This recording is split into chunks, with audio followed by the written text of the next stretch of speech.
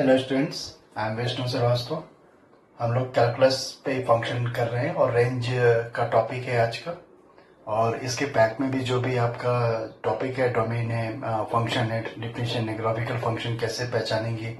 और हम लोग चाहिए एडवांस पे एक दो क्वेश्चंस लेकर के हैं। आप चाहें तो वो चैनल्स पे आकर जाकर के देख सकते हैं। तो हम लोग रेंज की आज बात करेंगे और सिंपली बेसिक कॉन्सेप्ट लेते हुए चलेंगे और उसको आप पूरी तरह समझने की कोशिश करिएगा कैसे क्या है। एक बात और है, जो भी टेक्नोमेट्रिकल फंक्शन है, एलजेब्रिक फंक्शन है, आईटीएफ का जो फंक्शन है, उनके आपकी डोमेन रेंज बिल्कुल अच्छी तरह से आपको आनी चाहिए। ठीक है, आइए चलते हैं रेंज के टॉपिक पे। ये मैंने थोड़ा डिफिनेशन यहाँ पे लिखा हुआ है। It is the set of values, आप इसको ध्यान समझो। It is the set of values of F X for all real values of X, यानी एक्स की हर एक रियल वैल्यूज के लिए जो एफ एक्स होगा इज कॉल्ड क्या, रेंज। यानी क्या, y equal to F X. तो what is the X, that is the domain. And इस पूरे सेट की अगर बात करेंगे तो क्या निकल आएगा, रेंज। राइट। तो आप ऐसे इसको समझने की कोशिश करिए। जैसे मान लीजिए एफ एक्स बराबर एक्स स्क्वायर प्लस 5 है, इसका हमको डोमेन निकालना है, अरे सॉरी रेंज निकालना है, इस फंक्शन का रेंज निकालना है। Find range. तो एक्स स्क्वायर की अगर बात करें तो it's always greater than equal to क्या, 0। अब हमें एक्स स्क्वायर प्लस 5 कर दें ग्रेटर देन इक्वल टू 0, तो 0 प्लस 5 हो जाएगा। अब इस पूरे फंक्शन को हम क्या लिख सकते हैं, एफ एक्स, यानी f x greater than equal to क्या, 5।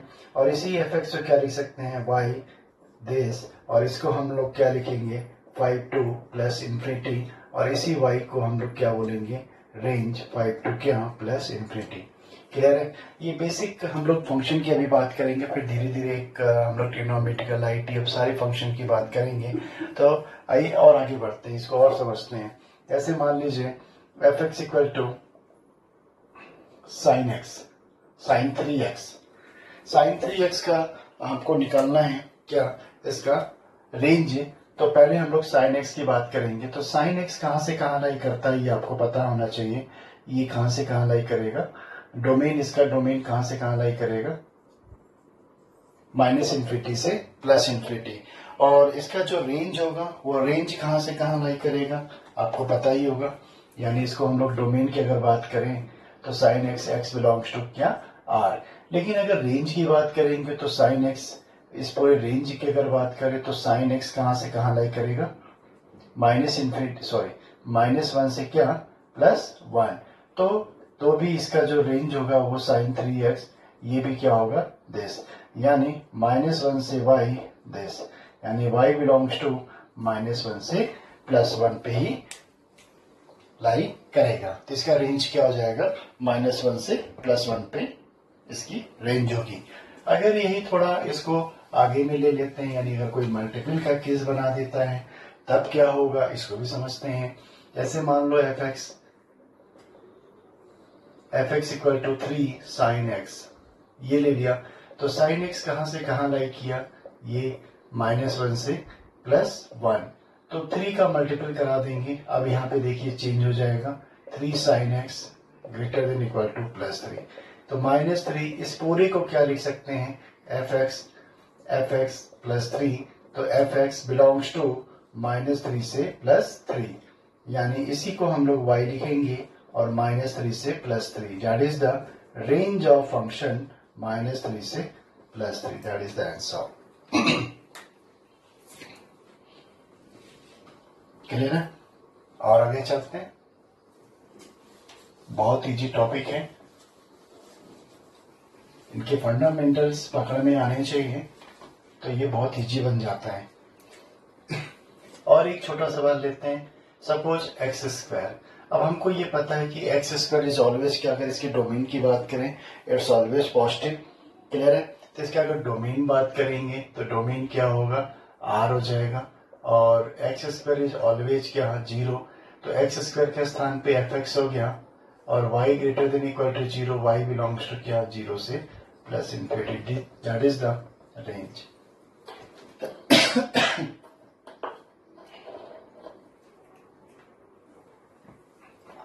एक और भी कॉन्सेप्ट है, अगर f x greatest integer of x, ये आप तो जानते ही होंगे, ग्रेटेस्ट इंटीजर ऑफ एक्स का अगर रेंज की अगर बात करें तो आपको मालूम है कि इसमें कोई भी अगर वैल्यू डालेंगे तो ये वैल्यू क्या देगी, 2 देगी, 3.9 that is the 3, 0.1 that is the 0, है ना। तो 0.1 की ग्रेटेस्ट इंटीजर की वैल्यू क्या हो जाएगी, 0।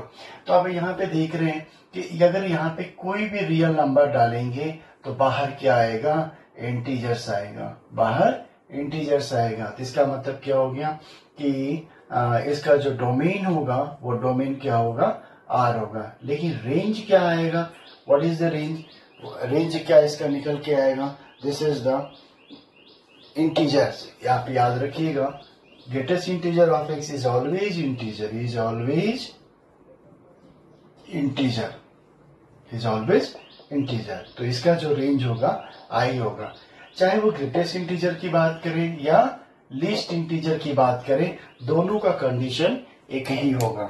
क्लियर है। और आगे चलते हैं।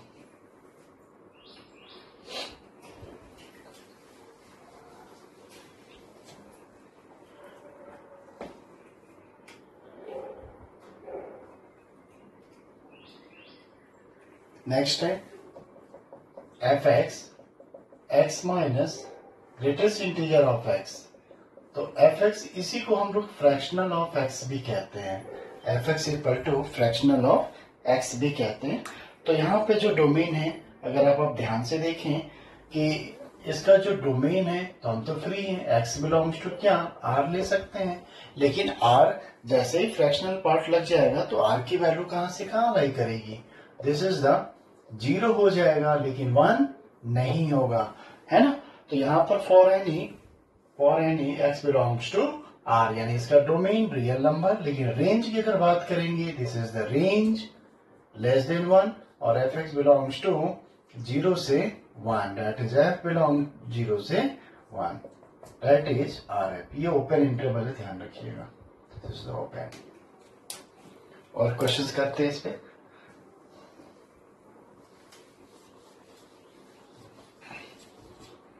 y equal to, next question है, F x equal to 3 cos x, 3 cos x। तो cos x इसको अगर सिंप्लीफाई में रखेंगे तो थोड़ा लॉजिकल होगा, इसको ग्रेटेस्ट इंटीजर में डाल देते हैं तो ये तो वही बेसिक कॉन्सेप्ट हो जाएगा। चलिए cos x का बना लेते हैं। cos x की वैल्यू कहां से कहां लाई करेगी, -1, लेकिन हमें 3 चाहिए तो 3 का आप मल्टीपल भी करा सकते हैं, तो ये -3 और ये एफ एक्स हो जाएगा, और एफ एक्स की वैल्यू क्या हो जाएगी, -3 से +3, that is the range. Clear है।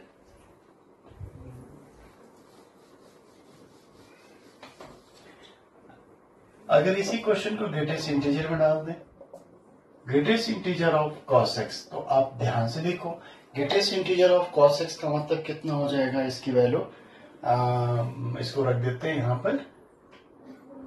cos x कहां से कहां लाई करता है, -1 से +1, लेकिन हमें ग्रेटेस्ट इंटीजर चाहिए, तो ग्रेटेस्ट इंटीजर की वैल्यू क्या हो जाएगी, अगर cos x की वैल्यू चाहिए तो बताओ, ग्रेटेस्ट इंटीजर तो हमें तो इंटीजर चाहिए, cos x की वैल्यू -1 डालेंगे, फिर क्या आएगा 0, फिर 1, और यही तुम्हारा क्या हो गया F x, that is the integral value जाएगी 0 + 1 this.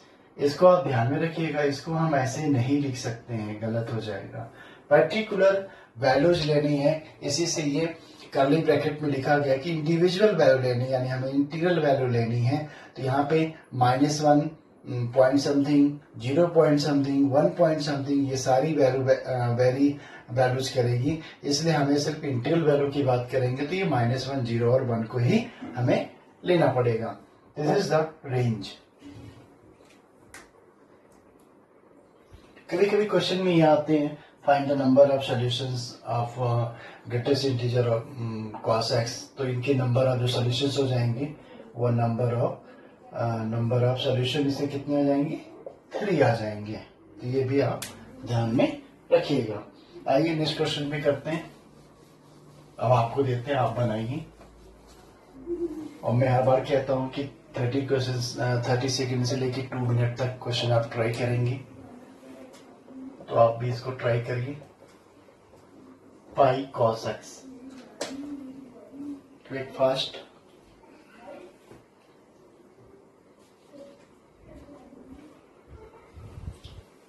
Find the range of following, find the range, लिख लीजिएगा, find the range.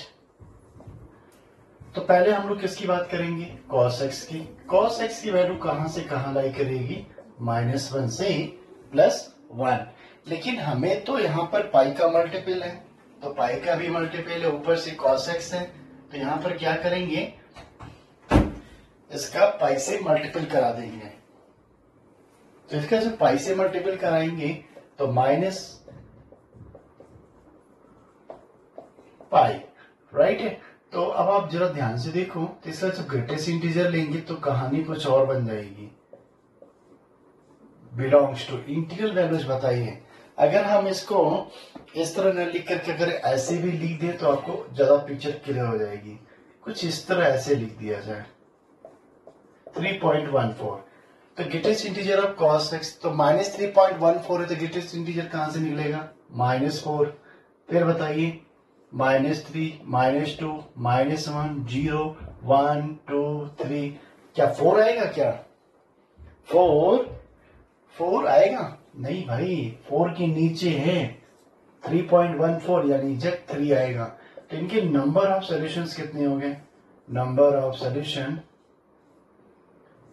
Pi cos x, that is 1, 2, 3, 4, 5, 6, 7, 8। तो इनके नंबर ऑफ सॉल्यूशंस कितने हो गए, 8 हो गए।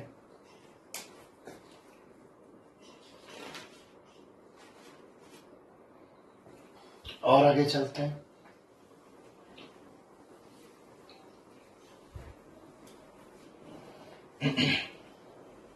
This is the range, this is the range, number of solution of 8। Next,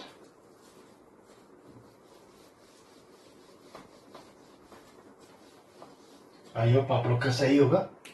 आगे बढ़ते हैं, cos pi greatest integer of x। 30 second try करिए।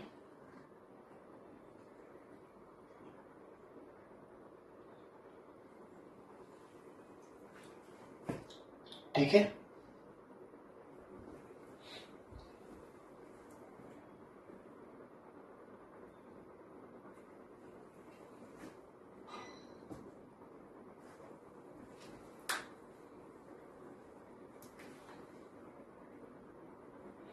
अब आप यहाँ पे ध्यान में रखना होगा, यहाँ तो x की कोई वैल्यू ले सकते हैं, यानी इसका जो डोमेन है, वो जो डोमेन है cos x का डोमेन क्या होता है, x बिलोंग्स टू R होता है। लेकिन हमें तो रेंज निकालना है, तो रेंज निकालने के लिए यहाँ पे एक लाइन लिख लेते हैं ताकि आपको क्लियर है।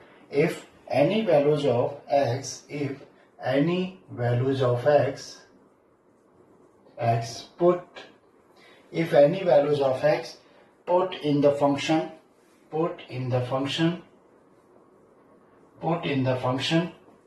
then we get value of क्या आएगी, 1 और क्या -1 एंड 1। तो देन फंक्शन रेंज क्या हो जाएगा, -1 से 1। क्या इस तरह लिख सकते हैं क्या, -1 से 1, क्योंकि इसके जो रेंज है वो तो -1 से 1 के बीच में लाई करेगा। तो x की कोई वैल्यू डालेंगे, रियल नंबर लेंगे तो, लेकिन इंटीजर्स तो वो वैल्यू देगी, और इंटीजर हमें कहां से कहां लेना है, -1 से 1 के बीच में ही लेना है। तो इसका सिर्फ और सिर्फ इंटीग्रल वैल्यूज क्या आएगी, -1 से 1 ही आएगी। आइए नेक्स्ट आगे बढ़ते हैं, एक क्वेश्चन सॉल्व लेते हैं। f(x) pi greatest integer of cos x। देखिए डिफरेंट टाइप के क्वेश्चंस ले रहे हैं, आप इनकी कॉन्सेप्ट को पकड़िए। तो cos x कहां से कहां लाई करेगा, वही चीजें आ गई फिर से, -1 से 1। इनकी ग्रेटेस्ट इंटीजर बताइए, इनका ग्रेटेस्ट इंटीजर क्या होगा, इंटीग्रल वैल्यूज की बात करेंगे तो -1 और 0 और 1। लेकिन हमें और क्या चाहिए, पाई चाहिए, तो मल्टीपल करा दीजिए। माइनस पाई, जीरो और क्या, plus pi. Minus pi, zero और plus pi, this is the range R F.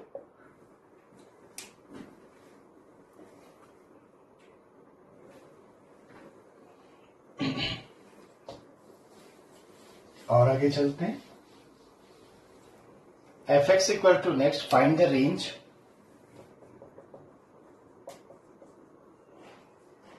F X 8x plus 8 की पावर माइनस एक्स। इसको ट्राई करिए। यहाँ पे एक बेसिक कॉन्सेप्ट आपको यूज होगा और काफी इंपॉर्टेंट है। यहाँ पे मैक्सिमम हम लोग एम और जीएम को भी यूज कर सकते हैं, याद रखिएगा। तो एम जीएम यूज करने का मतलब क्या हुआ, x plus 1/x greater than equal to 2, जहां पे x ग्रेटर देन क्या होगा, 0 होगा। तो ये कॉन्सेप्ट आपको याद रखना है। तो अब यहाँ पे देख सकते हैं, तो यहाँ पे दो नंबर्स की बात करें तो इसका एम और जीएम की अगर बात करें तो 8x प्लस 8 की power minus twice under root 8 this. सही सर, ये कैंसिल हो गया। 8x प्लस 8 की power minus greater than equal to 2, और ये वैल्यू क्या है, एफ एक्स है ग्रेटर देन इक्वल टू 2। तो एफ एक्स बिलोंग्स टू 2 से plus infinity, that is the range. Clear है। तो रेंज निकालने के लिए इनइक्वालिटी, जब हम लोगों ने प्रोग्रेशन ऑफ सीरीज में पढ़ा होगा कि रेंज निकालने के लिए हमें इनइक्वालिटीज ऑफ एम जीएम और एचएम को भी यूज हम कर सकते हैं। तो इसलिए वो भी टॉपिक बहुत इंपॉर्टेंट है फॉर द रेंज। और वैसे प्रोग्रेशन का वो कोर टॉपिक है। कोर टॉपिक का मतलब कि उस पर क्वेश्चन हमेशा अराइज होते हैं, एडवांस में भी और मेंस में भी, तो याद रखिएगा। इसलिए उसको एक बार रिकेप कर लीजिए। आइए आगे बढ़ते हैं।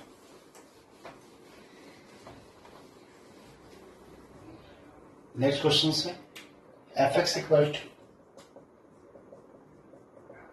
साइन सिग्नम ले लेते हैं, signum e to power x, signum e to power x. अच्छा, हम लोग ये जानते हैं कि सिग्नम फंक्शन कांस्टेंट फंक्शन होता है और उसकी वैल्यू कितनी होती है, 1 होती है, और उसका जो रेंज होता है वो -1, 0 और 1 होता है, जबकि उसका जो डोमेन होता है वो r होता है। लेकिन यहाँ पे अगर signum of e to power x है तो ई टू पावर एक्स तो ऑलवेज क्या है, पॉजिटिव है, यानी एक्स ग्रेटर देन 0 है। और यहाँ पे जब सिग्नम लेंगे तो वो भी वैल्यू क्या हो जाएगी, 1 हो जाएगी, यानी कि उसकी वैल्यू हम लोग एग्जैक्ट 1 को ही फॉलो करेंगे। तो यहाँ पे जो इसका रेंज होगा वो एग्जैक्टली 1 होगा। तो लिख लेते हैं यहाँ पर simply, signum of x e to power x equal to क्या, 1, that is f x equal to 1, और इसका जो रेंज होगा इंटीग्रल वैल्यू आएगी। क्लियर है। ये बहुत छोटे छोटे सवाल है, लेकिन इनके बेसिक जो कॉन्सेप्ट है काफी इंपॉर्टेंट है, इसलिए इनको आप याद रखिएगा।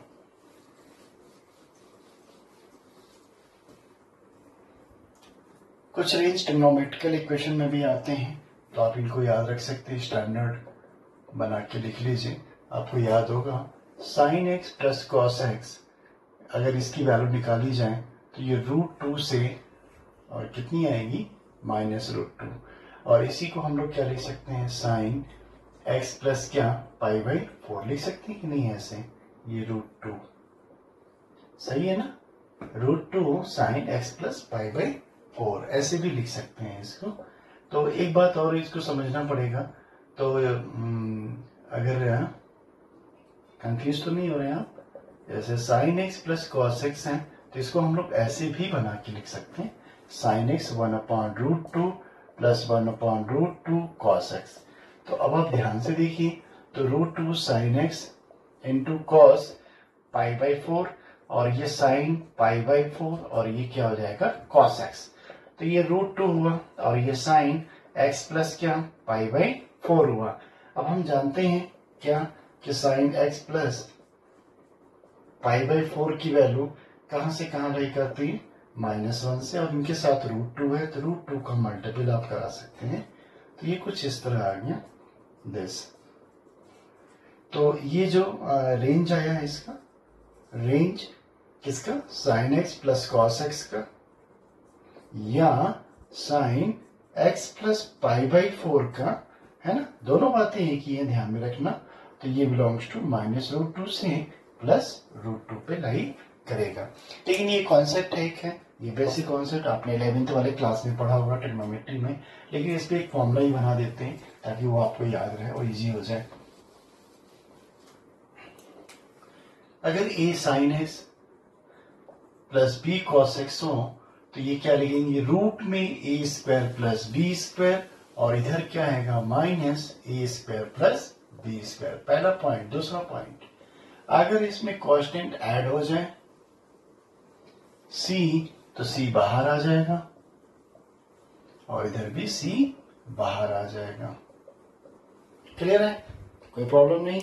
जहां पर x बिलोंग्स टू और any x belongs to R and A, B and C are constant। Clear है, आइए इस पे एक सवाल करते हैं। फाइंड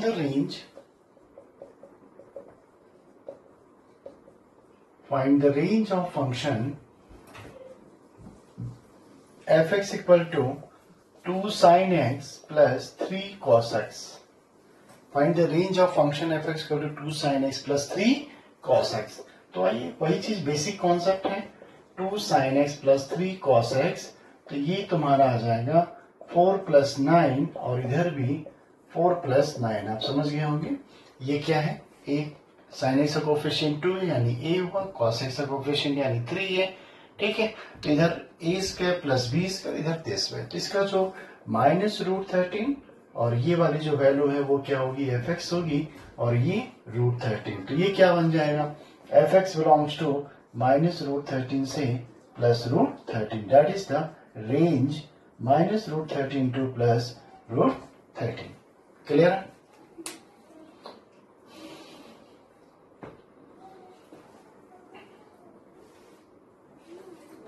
एक सवाल और लेते हैं इसमें।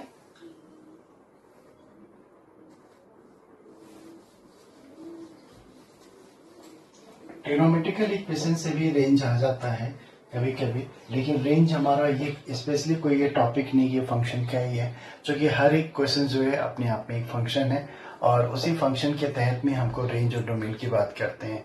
अगर आप देखिए पूरा, अगर होल अलजेब्रा की बात करें तो कोई भी अगर फंक्शन दिया हुआ है तो वो आपका जितने भी इनइक्वालिटीज के केसेस होते हैं सारी रेंज और डोमेन पे ही डिपेंड्स करते हैं। ठीक है, तो ये ट्रिग्नोमेट्रिकल इक्वेशंस भी किस फाइंड करना होगा हमें, रेंज के बारे में ही बताता है। तो आइए, चूंकि एक दो सवाल और लेते हैं इस पे ताकि ये पूरा कंप्लीट हो जाए। Find the range of function f(x) equal to, find the range of equation f(x) equal to 5 cos 3x -2 sin 3x plus -2 sin 3x plus 6। अब देखिए यहां पर एंगल्स सेम होना चाहिए, यही मेरा कहने का मतलब था कि पहले वाले भी सवाल में थीटा था तो यहां भी थीटा हुआ। अगर यहाँ 3x है तो यहाँ भी 3x है, अगर यहाँ 3x होता यहाँ x होता तो फॉर्मूला हम नहीं लगा सकते थे। तो बेसिकली कॉन्सेप्ट पकड़ने की कोशिश करी, cos 3x -2 sin 3x, ये 5, पहले इनके कॉन्सेप्ट को पकड़ते हैं। तो रूट में आएगा क्या 25 और प्लस -2 का स्क्वायर दिस, और इधर भी वही चीज आएगा, बाहर माइनस लग जाएगा, 25 हुआ और इधर -2 का स्क्वायर। तो इनको सॉल्व कर लेते हैं, ये 25 ये 29 हो गया और यहाँ पे +6 है तो आपको पता है c सब में ऐड करना पड़ेगा, मैं ऐड करते हुए लिख देता हूं 2 sin 3x प्लस 6 29 प्लस 6, ये जगह माइनस दिस, ये आपका f(x) हो गया और √29 प्लस 6। तो f(x) इक्वल -√29 से प्लस 6, 6 प्लस क्या this way. This is the answer for.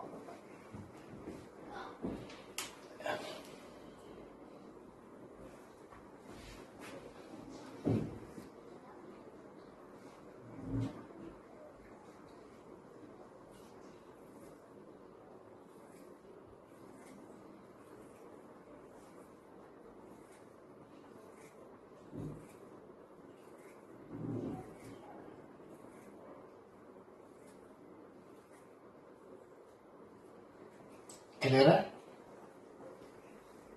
आइए कुछ एल्जेब्रिक प्रोसेस पे भी चलते हैं।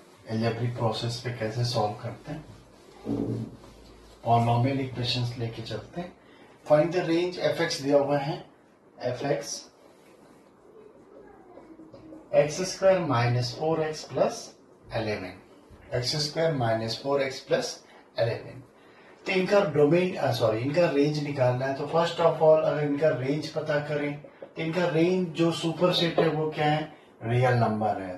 ठीक है, तो इनका जो सुपर सेट यानी डोमेन है वो रियल नंबर है। सेकेंड पे आते हैं, इनका रेंज निकालना है।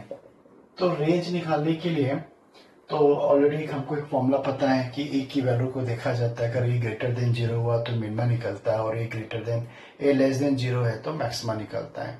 ठीक है, तो उसके अंतर्गत में हम भी वो उससे ये फाइंड कर सकते हैं। अदरवाइज वो फॉर्मूला अगर हमें भूल गया तो हम लोग इसका परफेक्ट स्क्वायर बना के भी सॉल्व कर सकते हैं। तो आइए इसको देख लेते हैं। पहले इनका परफेक्ट स्क्वायर बनाते हैं। तो आप इसको ध्यान में रखिएगा, इनमें क्या चाहिए, 4 + 7 चाहिए। तो ये x - 2 का होल स्क्वायर प्लस क्या हो गया, 7 हुआ। अब हम जानते हैं क्या, x तो रियल नंबर है। इफ x इज रियल, ऊपर लिखा हुआ है क्योंकि इनका डोमेन ही रियल है, देन x - 2 का whole square is also real, है ना। तो क्या बन जाएगा, x - 2 is greater than equal to क्या, 0। अब आप बताइए x - 2 का होल स्क्वायर प्लस 7, 0 + 7 लिख सकते हैं, और इसके स्थान पर हम क्या लिख सकते हैं, F x greater than equal to 7, और ये आपका रेंज निकल गया 7 से क्या plus infinity. That is the formula. कोई हमने फॉर्मूले का यूज नहीं किया, सिंपली बेसिक कॉन्सेप्ट है जो हम लोगों ने शुरू से जानते हैं, उसी से हम लोगों ने इसको सॉल्व किया।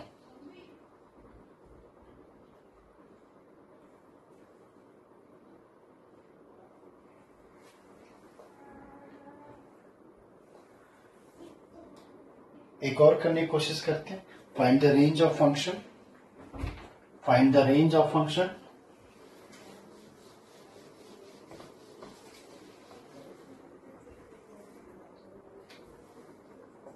फाइंड द रेंज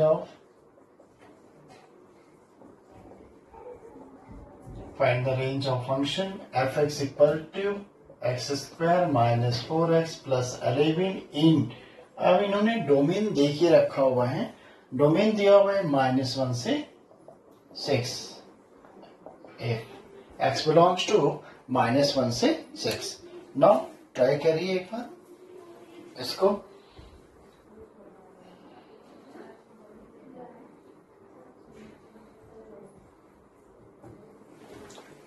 ठीक है, तो क्या करेंगे, अब देखिए पहले वाले सवाल में तो x पूरा रियल नंबर था, पहले वाले सवाल में x तो पूरा रियल नंबर था, लेकिन इस वाले सवाल में आप देखिए इस टाइप के क्वेश्चन इंपॉर्टेंट हो जाते हैं, x बिलोंग्स टू -1 से 6। तो यहाँ पे हमको पूरा कॉन्सेप्ट बनाना पड़ेगा। देखिए कैसे, पहले तो इनको परफेक्ट स्क्वायर में चेंज कर लेते हैं, यही पुराना वाला ही सवाल है। वहां पे x को फ्री किया गया था, यहाँ पे x -1 से 6 है, तो यहाँ पर इसको हम लोग ऐसे लिख सकते हैं फिलहाल जो गिवन है। अब इसको हम लोग -2 ऐड कर दें, ऐसा लिख सकते हैं, कोई प्रॉब्लम तो है नहीं। -2 सब में लगा दिया, ये -3 हो गया, x -2 का होल, ये इनको कर लो, स्क्वायरिंग तो बोथ साइड करा दो, तो 9x -2 का होल स्क्वायर, ये 16। बोलिए ये क्लियर है, कोई डाउट तो नहीं इसमें।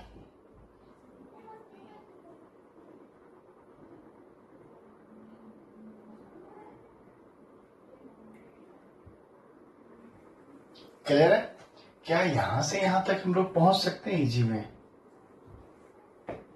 बोलिए क्या यहां से यहां लिख सकते हैं। देखिए ये भी कॉन्सेप्ट है, आइए इसको समझते हैं पहले। अगर आप यहाँ पे x की वैल्यू को देखो तो क्या क्या आएगी, -3 -1 0, फिर क्या आएगा 4 3 2 1। अगर जैसे ही स्क्वायर करेंगे तो बताइए कितना हो गया, 9, फिर बोलो क्या 4, फिर बोलो 1 0, और ये तो 16 है, फिर 9, फिर 4, फिर 1, यही ना आया। अब जरा देखिए ये रिपीट हो रहा है कि नहीं हो रहा है, ये रिपीट हो रहा है कि नहीं हो रहा है। तो क्या करेंगे इस सिचुएशन में, तो एक्स स्क्वायर कहां से कहां लाई कराएंगे, 0, 1, 0, 4, 9 और 16। देखिए जब भी कभी ऐसा कोई प्रॉब्लम आ जाए तो हमेशा उसको एक इजी वे में हमको समझना चाहिए कि उसको क्या कहना चाह रहा है। तो यहाँ पर क्या लिखेंगे, तो ये जब भी कभी ऐसा प्रॉब्लम आ जाए, आपको याद होगा साइन एक्स में साइन एक्स की वैल्यू कहां से कहां लाई करती है, -1 से +1। देखिए अगर स्क्वायर आ जाएगा तो कहां से कहां लाई करेंगे, 1 से 1 नहीं, 0 से 1। तो ये भी कहां से लाई करेगा, 0 to 16। अब आपको क्या चाहिए, +7 चाहिए, तो 7 को ऐड करा दीजिए, x - 2 + 7, 16 + 7, और यहाँ पर ये 7 ग्रेटर देन ये पूरा fx हो गया और ये 23 हो गया। तो इस तरह जो इसका रेंज आया 7 से 23 इन गिवन डोमेन। क्लियर है? ठीक है, आज ये लेक्चर इतने रखते हैं। कल हम लोग ग्राफिकल मेथड से सीखेंगे कि रेंज को किस तरह फाइंड करते हैं। ठीक, इस टाइप के जितने भी प्रॉब्लम रेंज के मिलते हैं उसको आप बनाते चलिए, सीखते चलिए। इसके पहले हम लोगों ने लॉग वर्क पे कर लिया हुआ था। ठीक, तो आगे भी हम लोग ग्राफिकल पे देखेंगे कि उसका किस तरह हम लोग रेंज निकालते हैं। Okay, that's all.